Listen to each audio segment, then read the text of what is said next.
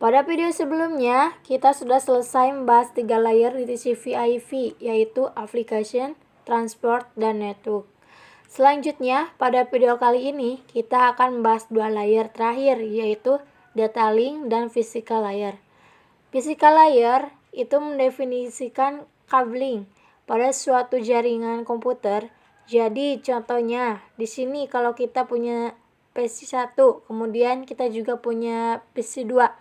Nah, physical layer itu mendefinisikan secara fisik apa yang digunakan untuk menghubungkan antara dua komputer ini. Dalam hal ini biasanya kita menggunakan kabel UTP seperti yang saya sudah jelaskan pada video sebelumnya.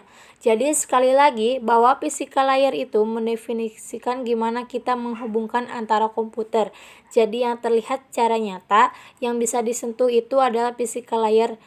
Nah, sebenarnya pada physical layer itu tidak hanya tentang kablingnya yang seperti yang saya sudah pelajari, bahwa yang menghubungkan antara dua komputer atau lebih dalam jaringan dengan komputer itu kita bisa menggunakan white dot atau menggunakan kabel, bisa juga menggunakan wireless atau tanpa kabel.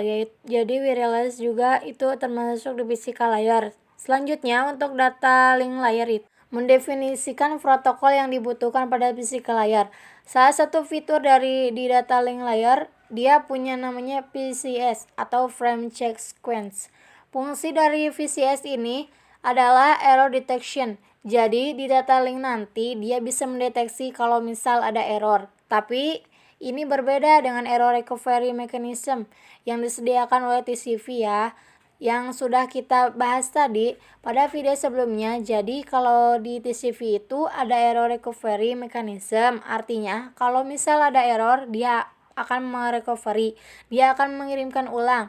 Tapi kalau di data link dia hanya error detection, artinya dia hanya bisa mendeteksi error aja, dia tidak bisa merecovery. Jadi secara sederhana adalah ketika suatu komputer jaringan itu ada error yang terdeteksi oleh data link, jadi data link itu mendeteksi ada error, maka data link akan bekerja sama dengan transport layer untuk melakukan recovery. Oke, bisa dimengerti ya teman-teman. Jadi sekali lagi, kalau dalam satu jaringan komputer data link mendeteksi ada error, maka data link akan bekerja sama dengan transport layer untuk melakukan recovery.